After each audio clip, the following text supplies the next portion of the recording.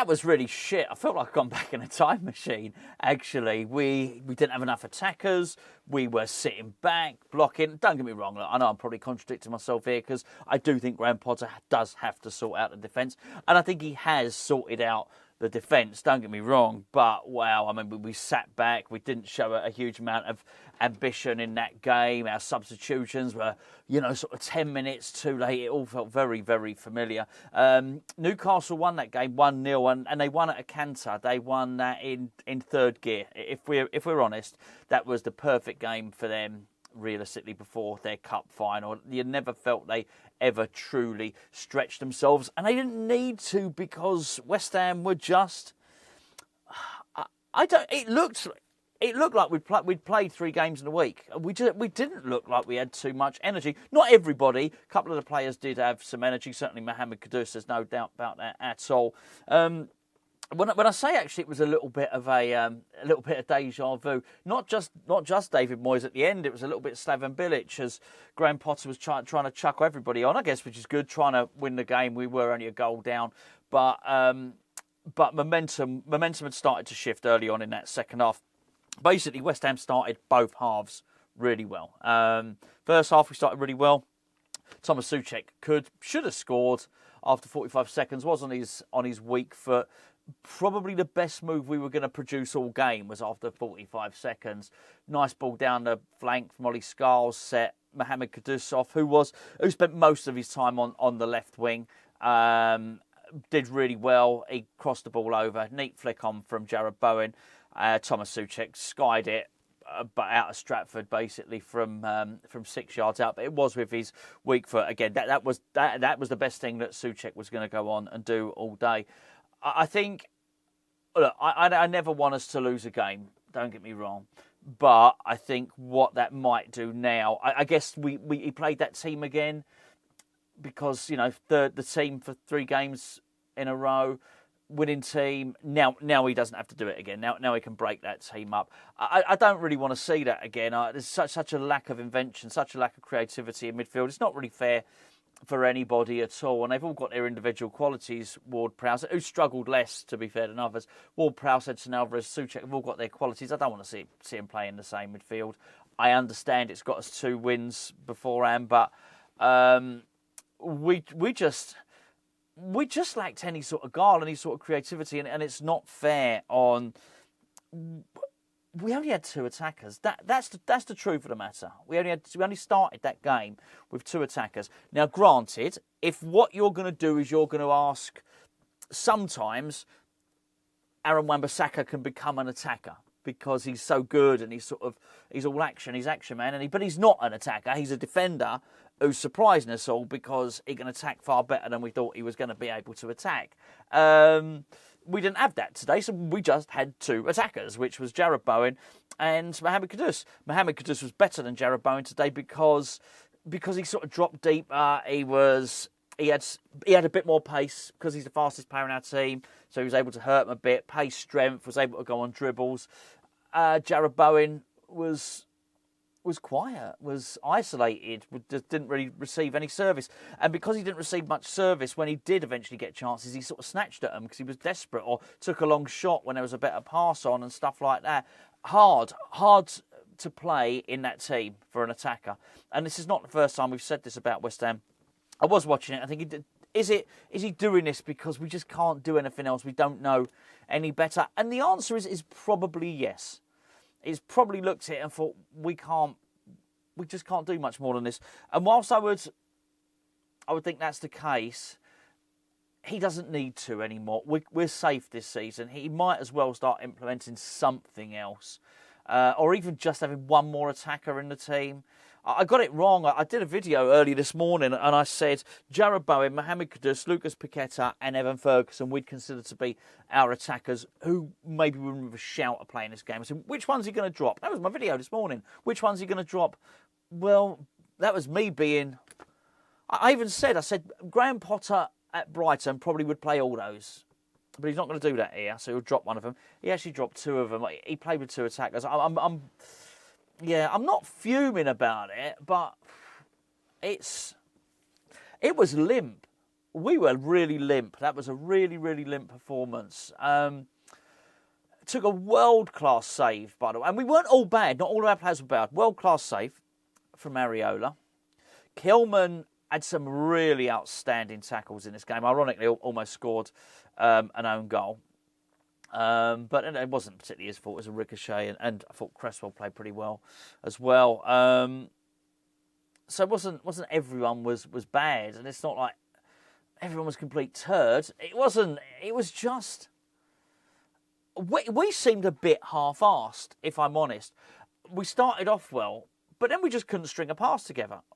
After, 15 minutes of the first half, we just kept on giving the ball to them. Areola, who, as I say, did 2 really good saves from Harvey Barnes and an excellent scoop save to stop an own goal. But his kicking is horrendous. But we keep passing it back to him for him to kick, and the ball just keeps coming back to us. I thought Ward-Prowse was okay, but what you want is him ticking over. He seemed to be all right when he was getting pressed, retain possession most of the time. He was the least worst of the midfielders in that sense. I thought Edson Alvarez tried hard. Souček got some blocks in. I mean, just was horrendous with his passing and his technique. It's hard. It's really, really hard to watch that. And I guess because we've seen so much of it for so long. But when Moyes was going well, obviously we won the Conference League and whatnot. We had Paqueta in the team, we had Declan Rice in the team. We still had more to us. We still had a little bit more of attacking threat. That was as bad as anything in terms of just 3, I'm sorry to say this, 3 cloggers in the middle, 3 stodgy midfielders have a lack of invention. And we're playing against Bruno Guimarães, Tonelli, and Joe Ellington. I mean, you couldn't even compare it. You couldn't even compare it. And I think the reason I'm annoyed is that they beat us easily and they weren't really trying. And I don't think we need to see this for the rest of the season, to be honest with you. I think there's this... I don't think Potter will play this way next season. And I reckon he's probably ruined the fact that he didn't bring in someone with a little bit more energy in midfield. And I'm just reviewing the game. Doesn't have any reflection on what he'll do next season or even the last couple of games. But I think there's this perception that he'll start building next season. He probably needs to start building now. I could perhaps make a case. I don't think it will. I think he will have Ward-Prowse in his midfield next season. But I could make the case that none of those players would possibly be in a midfield if we had if you had the money to do wholesale changes. But real lack of energy. I'm a bit. This is not Potter's fault. This is everyone's fault for a long time. I'm just sick of every team we play having faster players than us almost all the time. We got how we've built such a slow team. And I'm quite sure there'll be people in the comments, who totally agree with me, and then there'll be others who turn around and say, "Stop! What are you moaning about? It was only 1-0." Yeah. Well, that's what I'm moaning about. Moaning about losing 1-0 to a team. I didn't think we really pressured them too much. We didn't. By the time he'd done the substitutions, so he had all the substitutions lined up. I thought there was a point just before that he could have made the subs. He didn't make the subs. At that point, Areola did his world-class scoop save, and then they scored 2 minutes later. It was something like that. That was sort of how it unfolded. And then by which time they came on, and then Ferguson was on sort of 5 minutes later as well. It was too late. It just was too late. And then he chucked on Ings as well. They weren't bothered because we didn't have the guile, and even you had people are so desperate. Bowen was so desperate taking these shots that Kudus in the start of the second half we played well. So we started both halves well. Scarles and Kudus were sort of linking up quite nicely, and Kudus put over 2 really good attacks. He was better than just 2 attacks in the second half, by the way. I thought Kudus was our best player, but he definitely put over 2 really good attacks that just wasn't a striker there. There was no one there. We should have been hoovering this stuff up. Their goal, there'll be calls that Kilman got a little push from Isak. He did, but that wasn't the problem. The problem was I think the lack of intensity from Aaron Wan-Bissaka to close down. It was passive. And I think what Wan-Bissaka did then was indicative of how we played. I thought we were passive. We didn't look like we were a team. I think that's why I'm disappointed. Potter's had 9 days. It's had 10 days since our last game. He's had 8-9 days on the training pitch. And that's what... That was no difference to Leicester. It's good enough to beat Leicester. It ain't good enough to beat Newcastle United in third gear. So yeah, I wasn't just not very impressed with that, to be perfectly honest with you, at all. Let's put a bit more spark in a team, mate. Let's have a little bit more invention. I think in Potter's defence, I think it is the defence. I think he's probably looking at that thinking, I've got to do that because the defence is so poor. And we've got no legs in midfield. And because we've got no legs in midfield, so even if you have the creative players in there, Soler and Paqueta, and maybe you play them with one behind, it's not enough. The other guy behind cannot cover enough ground quickly enough. Yeah. So maybe that's what he's doing. And I would understand it. Maybe that's what's going to get him to next season. And if that's the case, I guess I understand that. Don't make it easy to watch, though. That was tough. There was no... I never thought after they scored that we were getting back in the game. It didn't matter how many players he was chucking on. I never thought, we're gonna do something here. They looked disjointed. We didn't look like we could produce a really good attack that was cohesive, that looked like a team. And I think the reason I'm disappointed is that's what I expected Potter to bring. The sorting out the defence, which he has done. I think that was unexpected. I didn't expect that. He's done it reverse. He's reversed. Anyway, yeah, there you go. Just a frustrating game to watch. Would have been nice. Would have been nice to go up and get 3 wins in a row and go up the league.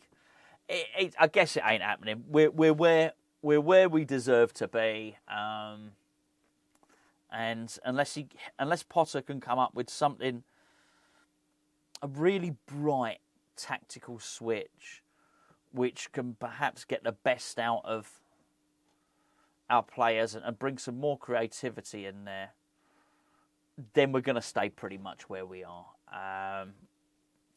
And whether we finish, it would just be a case of we'd probably finish above Wolves and we might maybe battle it out with Everton or whatever. I don't know. That just appears to be where we are, particularly with the lack of pace in the team. Yeah, there you go. Bit crap, isn't it, really? So, yeah, I think today was the day when the season officially fizzled out. That's it. I felt a bit sorry for Evan Ferguson today, by the way. Half an hour, bit less than half an hour on the pitch. He's so desperate to do something. That he took a ridiculous shot that he shouldn't have shot from, and it's just, you can see him looking, thinking, I've got such small chances to make a splash at this club, to actually do something at this club, such small opportunities. I've got to do something outrageous and outstanding, and for a lot, we did have a lot of that. That's what Bowen was trying to do, something outstanding. Bowen, it doesn't matter for Bowen. Bowen's such a good player, he'll get other chances. Even when he's not playing well, he'll score goals. He didn't play well today, he didn't get a goal. Wouldn't be surprised if he gets one next time. But he's sorted out the defence. Come on, Potter. Let's get the attack. That's not fair. It's not fair. I understand what the tactic was in that sense, particularly how wide left Kudus was, and get Souček in there to sort of gate crash. Okay, it almost worked. It almost worked early on in the game, but after that, by and large, we did look like a team without a striker. And it was, not great at all. Actually, pretty limp. Let's leave it at that. Right. Anyway, I'm gonna go to bed. I'll catch up with you tomorrow.